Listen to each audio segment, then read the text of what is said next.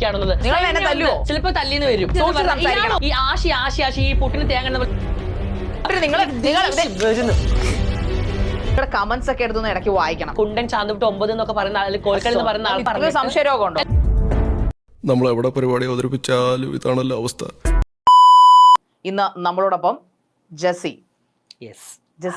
Hi. ശരിക്കും എന്താണ് നിങ്ങളുടെ രണ്ടുപേരുടെ ഐഡന്റിറ്റി? ഞാനൊരു ട്രാൻസ് വുമൺ ആയിട്ട് അറിയപ്പെടാനാണ് ആഗ്രഹിക്കുന്നത്.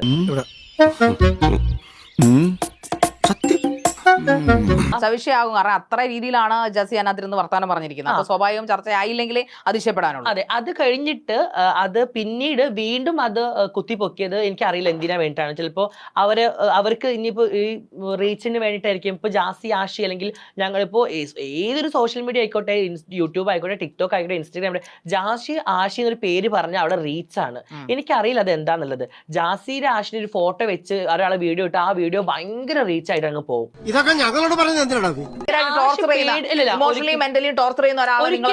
ഒരിക്കലും ഞാൻ നിഷേധിക്കും. കാരണം ഞാൻ എന്നെ അറിയുന്നവർക്കറിയാം ഞാൻ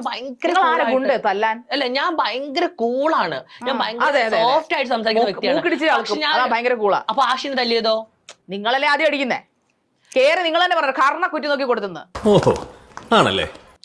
പിന്നെ ഞാൻ എന്റെ ഒരു ആളെ, ഞാൻ അത്ര സ്നേഹിക്കുന്ന വ്യക്തിനെ വേറൊരാളെ കൂടെ കണ്ടാൽ ഞാൻ പിന്നെ എന്ത് ചെയ്യും? ഷാരിക എന്ത് ചെയ്യും? പോയി ഉമ്മ വെക്കുവോ? നമ്മൾ എന്റെ വഴി നോക്കി നമ്മളങ്ങ് പോകും. അയാൾക്ക് നമ്മളെ വേണ്ടാത്തോണ്ടല്ലേ ഇട്ടിട്ട് പോകുന്നത്. അപ്പൊ നമ്മൾ എന്തിനാ അയാളെ തല്ലുന്നേ? എന്ത് കാര്യത്തിന്? നമ്മളൊന്ന് കേസ് കൊടുക്കുകയോ അല്ലെങ്കിൽ നമ്മൾ അയാളെ ഇട്ടിട്ട് പോവുകയോ ചെയ്യുക. അതാണ് മാന്യത. അത് ഷാരികയുടെ മാന്യമായ സംസ്കാരം. എന്നെ സംബന്ധിച്ചിടത്തോളം എനിക്ക് അങ്ങനെയല്ല. കാരണം ഞാൻ അത്രമേൽ സ്നേഹിച്ച വ്യക്തിയാണ്. അപ്പൊ എനിക്ക് ഇത് ഭയങ്കര ഒരിക്കൽ കൂടെ ചെന്ന പുള്ളിയെ കഥം അങ്ങനെയല്ല ഉദ്ദേശിച്ചത്. പക്ഷെ ഇനി പോകില്ലാന്ന് എനിക്ക് 100% ഉറപ്പുണ്ട്. അത് ഇതിൽ ഞാൻ കൊടുക്കും. കാരണം ഇപ്പൊ ഞങ്ങളെ ലൈഫ് എങ്ങനെയാണ്? കുറച്ചു മുമ്പാ പറഞ്ഞത് മനുഷ്യരല്ലേ പോകാൻ സാധ്യതയുണ്ട്, ഇനി പോയാൽ ഞാൻ അടുപ്പിക്കൂല എന്ന് പറഞ്ഞു. ഒരുപാട് അഡ്വാൻസ്ഡ് ആയിട്ടുള്ള ആൾക്കാരാണ് ഇപ്പൊ മിക്കവരും ട്രാൻസ് കമ്മ്യൂണിറ്റി ഉള്ളവർ. അപ്പൊ അവരിപ്പോ ആരും അങ്ങനെ കളിയാക്കലൊക്കെ കുറഞ്ഞു വരുന്ന ഒരു കാലഘട്ടമാണ്. അപ്പൊ താങ്കളെ മാത്രം എന്താണ് അങ്ങനെ ട്രാൻസ് കമ്മ്യൂണിറ്റി? അതെനിക്ക് അറിയില്ല. അതാണ് ഞാൻ അവിടെയാണ് ആ പോയിന്റിലാണ് ഞാൻ ജസ്റ്റിയോട് ചോദിക്കുന്നത്. അതിൽ താങ്കളൊരു ഫേക്ക് ട്രാൻസ് ആയിട്ട് കാണിക്കുന്നു എന്നാണ് അവരുടെ കാര്യം. അല്ല, അതുകൊണ്ടല്ല. അവരൊക്കെ ജെനുവിൻ ആയിട്ടുള്ള ട്രാൻസേഴ്സ് ആണ്. ട്രാൻസ് കമ്മ്യൂണിറ്റി ജെനുവിൻ ആയിട്ടുള്ള ട്രാൻസ്ജെൻഡേഴ്സ്, ഫേക്ക് ആയിട്ടുള്ള ട്രാൻസ്ജെൻഡേഴ്സ്. നിങ്ങൾക്ക് മാത്രം എന്താണ് അത് നിങ്ങളുടെ ഈ ഒരു ഓവർ ആക്ഷൻ കൊണ്ട് നിന്നെ ഇതിനൊന്നും കൊള്ളുകയില്ലെന്ന് നീ വീണ്ടും വീണ്ടും തെളിയിച്ചിരിക്കുകയാണ് എന്റെ വിജയ. ഇങ്ങനെയുള്ള കോമാളിത്തരങ്ങൾ വന്ന് കാണിക്കാറില്ല എന്നാണ് നാട്ടുകാർ പറയുന്നത്. നാട്ടുകാർ in the sense cyber people പറയുന്നത്. ഞാൻ എന്ത് കോമാളിത്തരാണ് കാണിച്ചത്? എന്റെ പൊന്നുസഖിയാണോ കോമാളിത്തരം?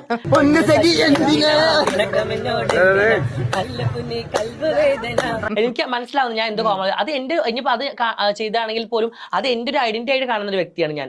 അത് മറ്റൊരാൾക്ക് ചെയ്യാൻ ചെയ്യുന്നില്ല. ഞാൻ ചെയ്യുന്നത് അത് എന്റെ ഒരു വ്യക്തിത്വമാണ്.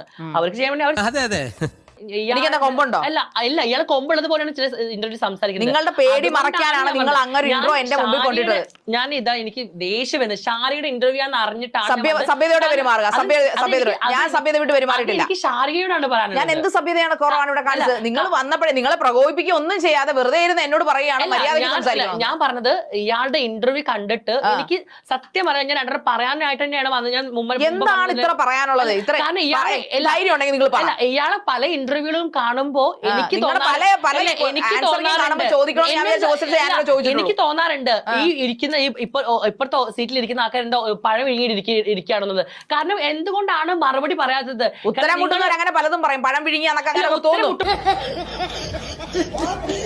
ഹോട്ട് സീറ്റ് എന്ന് പറഞ്ഞിട്ട് പല ആൾക്കാരെയും മുൻകൂട്ടി ഇത് ഇങ്ങനെ പറയുന്നത് ഇയാൾ ആഷിന്റെ കാര്യം അങ്ങ് വിട്. നിങ്ങൾക്ക് വല്ല കുഴപ്പമുണ്ടോ? പിന്നെ ഇത് കുറെ ആൾക്കാർ ആഗ്രഹിച്ച കാര്യമാണ്. ഇത് കുറെ ആൾക്കാർ ആഗ്രഹിച്ച കാര്യമാണ്. മര്യാദ ഉള്ളതുകൊണ്ടാണ് സംസാരിച്ചത്.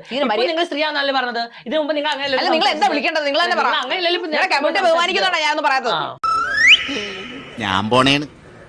വെറുതെ എന്തിനാണ് ഒരുപാട് എക്സ്പ്രഷൻ ഇട്ട് ചാവണത്?